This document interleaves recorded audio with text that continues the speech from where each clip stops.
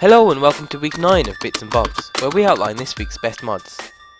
And to start us off this week we have the revamped version of the Flyable Dragon Races mod. The mod allows you to transform into a dragon and walk and fly around Skyrim. The mod also allows you to adjust settings like the size and type of your dragon through an options menu spell, and transform into a dragon using another spell. As a dragon you can do a variety of things like slamming your tail, biting and roaring, as well as use the two new dragon shouts Fire and Frost Breath.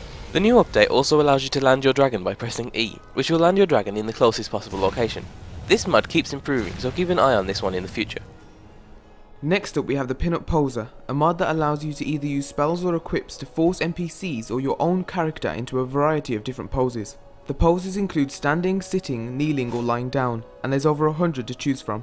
It can be a little tricky to set up. The process includes either using rings or spells to assign a specific pose and then using another ring or spell to actually do the pose. So we can continue to show you more poses, we thought we'd mix it into the next mod. The Osare OnePiece is a new female clothing added to the game. The set comes with a dress and the choice of 3 different straw hats, large, medium and small.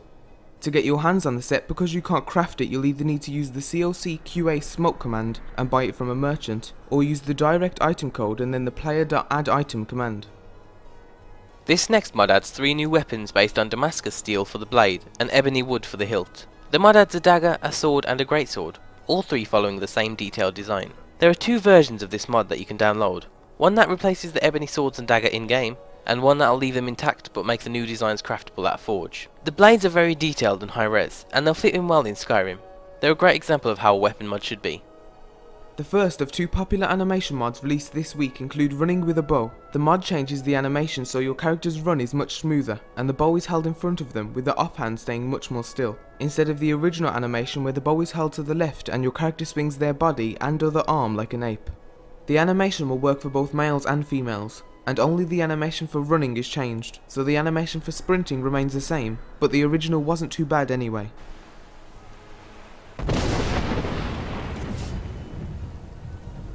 And moving on to something a little more fun, the Unforgiving Force mod adds a spell that alters the power of the usual unrelenting force shout to 99999, turning the spell into something nobody would want to mess with. The spell also does 55 shock damage over 2 seconds, but once you use this spell, you generally won't have to worry about your opponents being in your way anymore. The mod also comes with a toned down version of the spell that only has a force of 40, for those of you that want to stay lore friendly, but we had the most fun with the more powerful version of the spell. The second popular animation mod released this week changes the death animation. The mod attempts to remove any spinning your character does after they die. So with the mod installed you'll get more of a ragdoll effect when dying, and your character will fall in the general direction in which they were hit. If we have a look at them side by side you can clearly see the spinning that happens on the left and the lack of spinning on the right. Both Race and Lord of the Ring mods are usually welcomed by most Skyrim fans, and this next mod is a mixture of both. The Nazgul race is a new race added to Skyrim, and they come with their very own set of spells, most notably Nazgul Black Breath, which absorbs 25 points of stamina, health and magic per second from a target, their own armor set, and even their very own horse. The armor set consists of a ring that'll boost your magic abilities, Daedric gauntlets and boots, and a black robe that completely covers your character's face, just like the Nazgul from the films. It's a great mod for any Lord of the Rings fans out there. The Darksiders Armour mod adds a new male or female armor set to the game, as well as 5 new weapons. The armor falls under the heavy category, with stats being similar to that of Daedric armor, and the set also comes with an optional masked or unmasked hood. To get it in game you'll need to head to the War Merchant, who can be found to the northeast of Riverwood. Once there you'll find the War Merchant sitting at the shrine. He'll be able to sell you every piece of the armor set and the 5 weapons for a few thousand gold each. The 5 weapons added include 4 greatswords and a scythe, which are all large and extremely detailed. The Mystic player home is located near Half Moon Mill and features everything you'd ever need in a player home, including a full crafting set, weapon racks, mannequins, chests and more. While the outside of the house is very well made, the inside of the abandoned tower is what makes this mod great. You can really see that a lot of time and effort has been put into making each of the rooms, and it really adds a new dimension to how the home feels. The lighting is very well done, and this magic themed home is a great addition to anyone's world. Jaws, the Deadly Oceans mod, adds 8 new deadly saltwater species of slaughterfish to the game. The fish come with high definition textures, their own custom sounds, scripted abilities and dynamic stats, and you can find the new fish to the northern coast of Skyrim. The mod adds a wide variety of fish to the game. For example, certain fish are 10 times larger than others, and their damage usually corresponds with their size, but to compensate the larger fish will move much slower than the smaller ones. And the fish also come with their own custom combat music to complete the Jaws-like effect, which can be turned off or on in the new book in your inventory. This next mod aims to give players more choice in some light armour if they don't like the elven equipment that Skyrim already offers them. The Pino light armour is a realistic chainmail armour that comes in two varieties, one with a full chain top and bottom, and the other with a chainmail top but leather bottoms.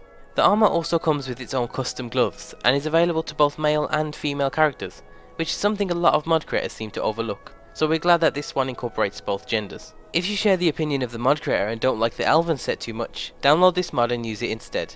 Quite a while back we covered the ApachiiSkyHair mod, which adds a variety of new realistic and smooth hairstyles for your character to choose from, but NPCs would still be stuck with the old hair. However, with the Apache NPC Overhaul mod, the hairs will now also be equipped to all human and elven NPCs in the game. The new hairstyles fit most of the NPCs well, but if you're unhappy with the choice of hair for a particular NPC, the creator has also included a quick and easy guide to changing an NPC's hair. It's a great example of a simple mod that adds a lot to the game. And we'll leave you with a fully functional flying Dwemer Skyship. You'll find the Skyship to the west of Riverwood, along the road at the Guardian Stones. And along with it you'll find a chest with a manual that'll let you fully customise how your ship will fly, and you'll be able to activate the ship along with it too. Once you've boarded the Skyship, head to the front and activate the wheel to take the ship up into the sky. The ship will be slow, but we're glad to see it isn't too fast, so the ship feels like it could be made with technology available in Skyrim, and isn't law-breaking with the idea that it uses Dwemer technology to operate. It's definitely unique and a great mod to end today's episode with.